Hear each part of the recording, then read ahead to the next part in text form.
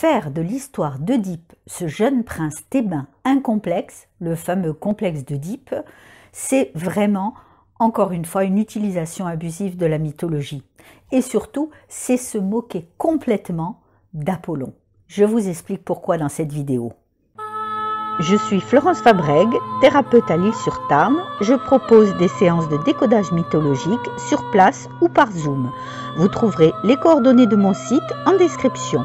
Si vous aimez la mythologie qui a du sens, abonnez-vous à ma chaîne et n'oubliez pas de liker et de commenter cette vidéo. C'est important pour le classement. Merci. Laïos, roi de Thèbes, et Jocaste, reine de Thèbes, ont un fils. Comment s'appelle-t-il? Œdipe. Ah non, c'est pas drôle. Non. D'autant plus que Œdipe veut dire pied enflé. Parce que ses chers parents ont eu la bonne idée, dès sa naissance, de lui lier les chevilles et de l'attacher à un arbre sur une montagne pour qu'il soit dévoré par les animaux. Pourquoi tant de haine, me direz-vous? Eh bien, parce que Laïos part à Delphes, voir l'oracle de Delphes, pour qu'elle lui annonce l'avenir de ce petit prince qui venait de naître.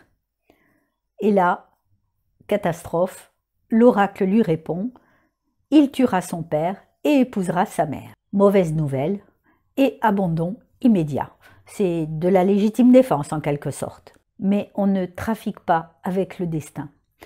Et un berger le découvre, le prend et l'amène au roi et à la reine de Corinthe, qui l'adoptent et font de lui leur fils. Devenu un jeune adulte, Œdipe est moqué un jour par un convive au cours d'un repas qui émet un doute sur sa filiation avec le roi de Corinthe. Œdipe, troublé, va voir l'oracle de Delphes, qui lui répète la même chose qu'il a dit à son père. Il est horrifié et du coup, il ne retourne pas à Corinthe et part à l'aventure, évidemment, sur la route de Thèbes. Là, embouteillage. Œdipe a le sang chaud, il s'énerve et il tue ce vieil homme arrogant qui lui barre le passage. Et voilà, il vient de tuer son père, mais il ne le sait pas. Et il continue vers Delphes.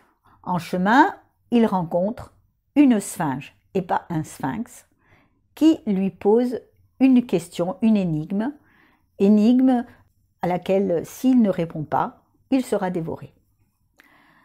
Mais Œdipe est futé, il trouve la bonne réponse. La sphinge se noie et il continue vers la ville. Arrivé à Thèbes, il est un héros.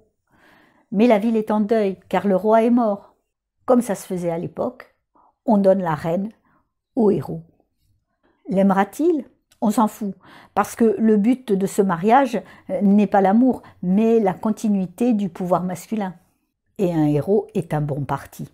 Ils auront 4 enfants, 2 filles, Ismène et Antigone, et 2 fils, Éthéocle et Polynice, dont je vous reparlerai. Bien des années plus tard, une peste se déclare à Thèbes. Et un oracle dit que pour sauver la ville, il faut trouver qui est le meurtrier de Laïos. Œdipe mène l'enquête et, zut, le meurtrier, c'est lui. Et en même temps, il comprend que Laïos et Jocaste sont ses parents. Horrifié, il se crève les yeux pour ne pas voir son indignité. Bon alors, qu'est-ce qu'on appelle le complexe d'Œdipe? C'est quand le petit garçon veut évincer son père pour s'accaparer sa mère, pour épouser sa mère, tuer son père pour épouser sa mère. Ça, c'est le complexe d'Œdipe de base. Mais regardez bien, là, ça n'a rien à voir. Œdipe tue son père, mais il ne sait pas que c'est son père. C'est un accident. Et quand il épouse sa mère, il ne sait pas que c'est sa mère non plus. Ce n'est pas un mariage d'amour. D'ailleurs, il se crève les yeux quand il l'apprend. Et Jocaste se suicide. Maintenant, voyons pourquoi leur destin est si funeste. Les dieux jouent-ils au dé avec les humains? Regardons ce qui s'est passé dans la génération précédente, celle de Laïos et de Jocaste. Quelqu'un a-t-il quelque chose à se reprocher? Eh bien oui, justement. Laios est le fils de Labdakos, qui a initié la dynastie des Labdacides, c'est-à-dire les rois de Thèbes. Et quand Labdakos meurt, Laios est trop jeune, et donc il ne peut pas régner. C'est son grand-oncle Lycos qui prend le pouvoir. Et quand Laios devient suffisamment mature pour devenir roi, Lycos refuse de rendre le pouvoir. Alors Laios est obligé de quitter la ville et de se réfugier à Mycène, chez le roi Pélops. Le roi Pélops a un fils, Chrysippe. Et Pélops demande à Laios d'apprendre à son fils à conduire un char. Ce que fait Laios. Sauf qu'il s'éprend de Chrysippe. Et évidemment, comme ça se faisait beaucoup, il l'enlève et le viole.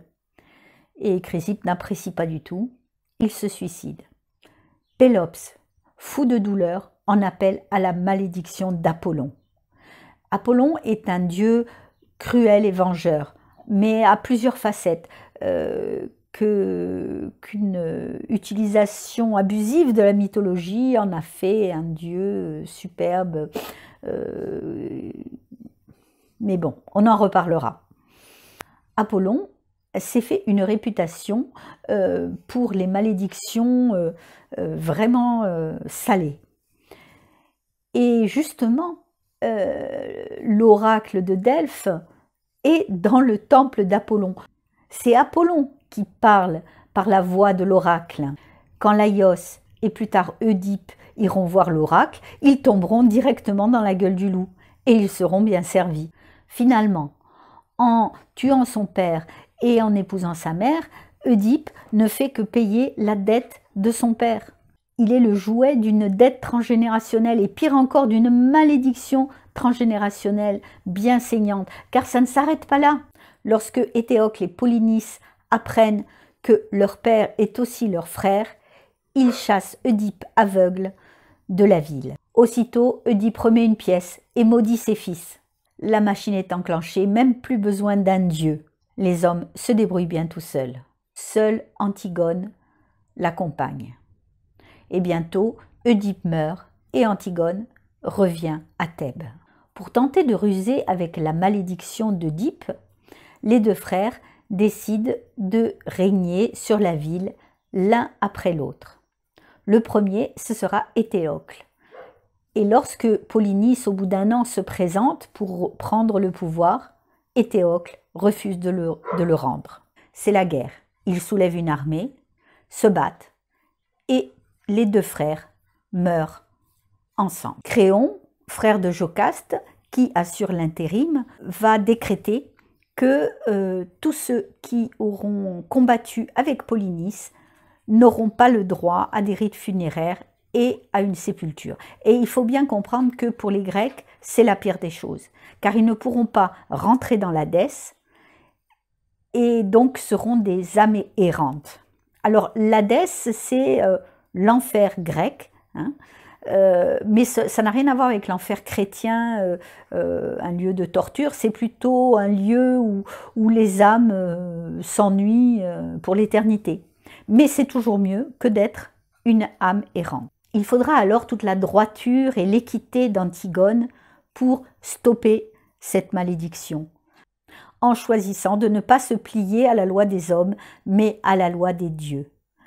Donc elle décide d'enterrer Polynice et de faire les rites funéraires qui sont nécessaires. À peine a-t-elle terminé qu'elle est arrêtée et elle sera enterrée vivante pour la punir. D'un côté, nous avons un viol et un suicide.